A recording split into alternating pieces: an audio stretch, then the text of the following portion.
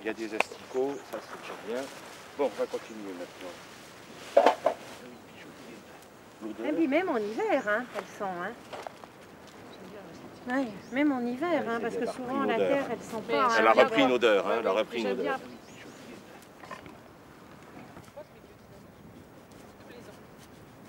C'est combien? Très peu quand même.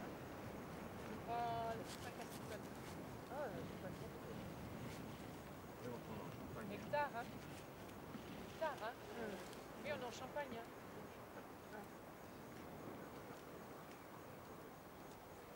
Oui,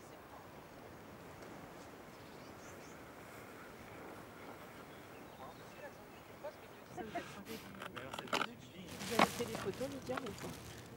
Pas encore. Pas encore. On va voir plus bas, on va voir plus bas Ouais, ce non, que mais ça déjà, donne. là- Vous allez voir, hein, les racines ne planchent pas. La plus profonde, elle est morte celle-là. Vous voyez, c'est 35. Et la plupart de l'enracinement, là, il est à 30.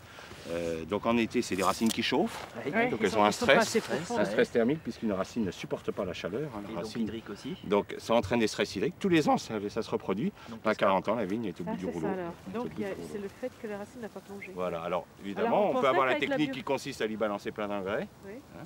On lui balance plein d'engrais pour la tenir, la faire tenir un peu plus longtemps. Les risques, c'est pourriture, c'est toutes les maladies SK, Eutypios qui arrivent avec les engrais chimiques.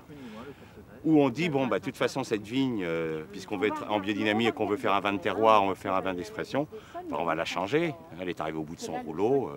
Autrefois, une vigne, ça vivait un siècle. Maintenant, avec les engrais chimiques, c'est 20 à 25 ans. Hein. Une vigne commence à faire des bons vins à 20 ans. Donc, on commence à avoir des vrais problèmes d'avoir des bons vins dans le monde. C'est une vigne qui a quel âge? Comment? Ça, c'est une vigne qui a 40 ans. Elle est au bout du rouleau, là. Parce qu'elle a été gérée à l'époque avec une vision quantitative.